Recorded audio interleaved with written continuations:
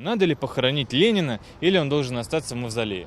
Я считаю, что его надо похоронить. Пусть он лежит себе и покоится спокойно. Пусть его душа реинкарнирует и станет более светлой, более доброй для множества лиц на этой планете Земля. Я думаю, конечно, надо бы, но ушла ли та идеология полностью? Ну, я считаю, что любой человек, да, ну, по православному даже, да, обычаю, должен быть похоронен.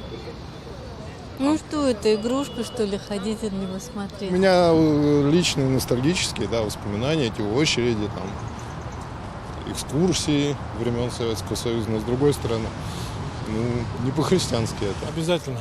Почему нужно? Потому что по христианским законам человек должен предан быть земле. Я считаю, что пока живо поколение, которое этого не хочет, я считаю, что не надо их третировать и нервировать.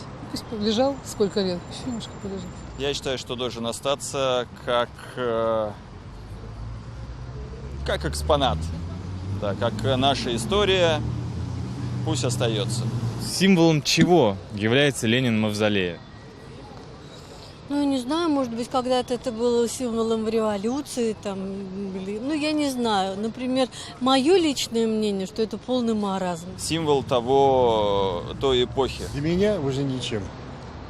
Ничем. Может быть, в детстве, когда я был пионером, это и как что-то имело какое-то значение. Сейчас нет. Да ничего уже. Все это давно в прошлом. Символом, наверное, революции, идеи революции. Ну, вообще, я считаю, что каждый человек должен быть похоронен, несмотря на символы ни на какие. Я вот в 90-х сходил, мавзолей, так сказать, посмотрел. Вот. Ну, то есть это как-то это что-то наше.